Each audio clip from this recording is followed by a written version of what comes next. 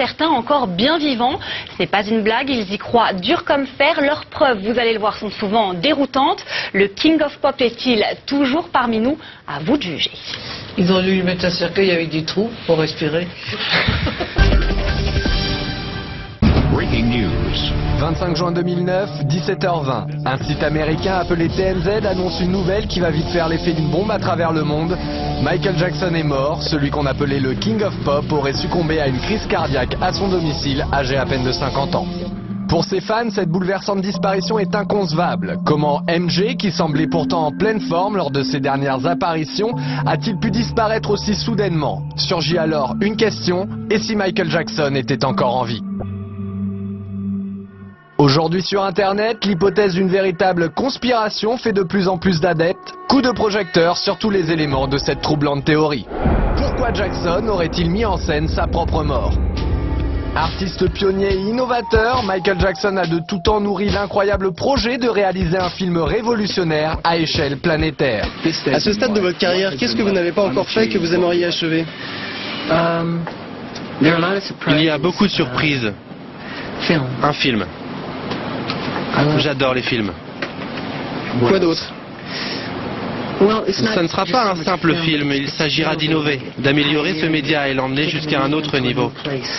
Pour les adeptes de cette théorie, Michael Jackson ne serait pas mort, mais tout simplement passé de l'autre côté du rideau, devenant l'unique metteur en scène de son propre décès, une mise en scène que certains auraient décelée dès l'annonce de la mort du King of Pop.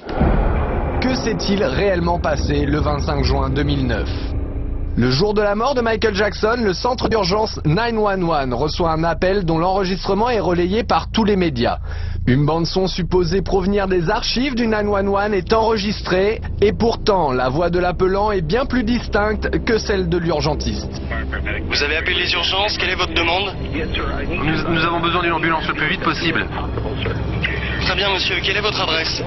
C'est le 100 Cowell Drive, Los Angeles, Californie, 90077.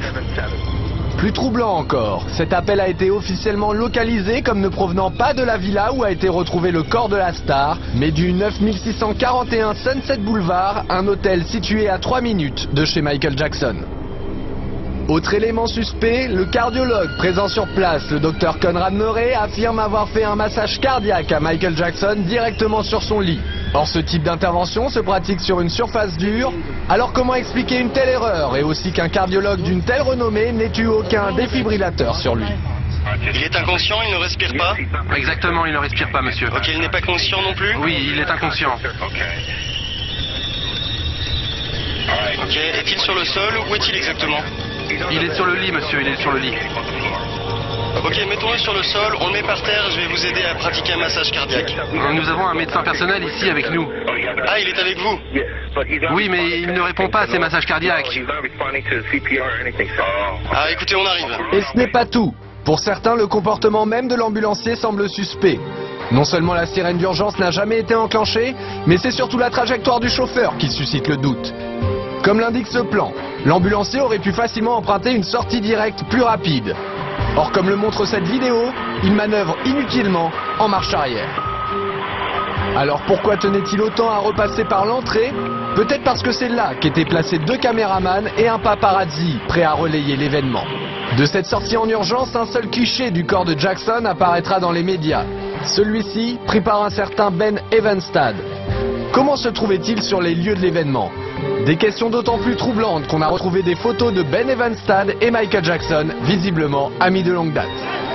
Les fans remarquent alors que sur le cliché fourni par le paparazzi, Michael paraît plus jeune de 10 ou 15 ans. Il ne leur en faudra pas plus pour retrouver 2 photos datant de 1980 et 1985 et qui ressemblent étrangement au fameux cliché. S'agit-il d'une photo truquée? Les images de l'ambulance auraient-elles été enregistrées? S'agirait-il vraiment d'un tournage de film? Une chose est sûre, Michael aurait voulu que la vérité à son sujet triomphe chez ses fans. Michael Jackson était-il présent à son propre enterrement? 7 juillet 2009, jour des funérailles de Michael Jackson. La foule vient se recueillir au Staples Center de Los Angeles, rendre un dernier hommage au roi de la pop. Parmi les invités, un homme au chapeau retient particulièrement l'attention des fans. Il le surnomme Hatman. Certains se posent la question, Michael Jackson en personne se serait-il mêlé aux invités? 4 septembre 2009, jour de l'enterrement au cimetière de Forest Lawn. Le mystérieux Hatman refait surface. L'homme reste en retrait, mais la place que lui accordent les autres invités à cette cérémonie suscite bien des spéculations.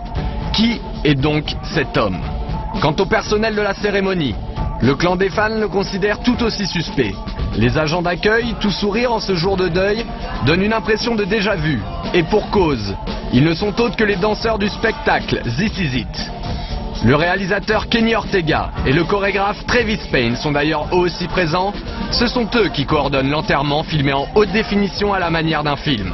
Les fans remarquent aussi les photos prises par des paparazzis en hélicoptère, comme celle de ce chemin à droite de la voiture, qui n'existe pas vu du ciel. Ou encore cet arbre près des poubelles qui disparaît. Dès lors les questions se multiplient, y a-t-il d'autres différences entre le film officiel et la réalité? Même les messages laissés par les sœurs Jackson éveillent les soupçons. Michael, je t'aime profondément et j'ai hâte de te revoir jouer encore. Continue ta magie. Je t'aime tellement et j'attends avec impatience le moment de te revoir sur cette terre. Lorsque les fans se font rembourser leurs billets pour la tournée This Is It, ils reçoivent un livre souvenir. Ce livre est exactement le même que celui offert aux 17 000 invités du Staples Center à une différence près. Une photo de Jackson avec Elizabeth Taylor a été remplacée par une photo de lui, l'œil derrière une caméra. Une nouvelle preuve pour les fans. Qui est réellement le Dr Murray? Pour les fans, des doutes subsistent aussi quant à l'identité du fameux Dr Murray. Le médecin n'est pas certifié dans le répertoire des internes médicaux des États-Unis et lorsqu'on cherche son nom dans Google, aucun résultat ne s'affiche avant 2009. Certains vont même jusqu'à trouver un anagramme dans son nom complet, Conrad Robert Murray, Don Murder by Contract. Les certificats de décès sont-ils des faux? Pas moins de 3 certificats de décès différents seraient en circulation. Aucun n'ont un code barre identique et aucun n'ont été signés par un médecin. Mais ce qui trouble les sceptiques, c'est le deuxième nom officiel de Michael Jackson sur les certificats, Joseph. Pour certains, Jackson s'appelait en réalité Michael Joe Jackson. De nombreux documents officiels viennent étayer cette théorie et Jackson se présente ainsi devant les tribunaux. Alors comment est-il possible qu'une erreur aussi importante se soit glissée sur chacun de ces actes officiels? Devant le nombre d'erreurs, la réponse reste entière. Mais un autre détail éveille les soupçons des fans les plus passionnés. Lors de l'enterrement, ils remarquent que les 2 seules photos placées autour du cercueil sont issues de la pochette du disque Liberian Girl. Comme dans le clip de cette chanson, Michael Jackson est-il en train de faire croire à sa disparition alors qu'il est derrière la caméra? À la mort de Michael Jackson, en juillet 2009, le monde entier suit une à une les images du décès de la star. Une médiatisation à outrance qui va faire naître une étrange théorie. Michael n'est pas mort, les fans sont catégoriques. La disparition de leur idole a été montée de toutes pièces, comme le démontreraient certaines phrases de son entourage. Y a-t-il des lapsus révélateurs? Nous étions là, juste là, avec Michael, il y a à peine une semaine. Et pourtant, Michael Jackson était mort 2 semaines avant cette cérémonie.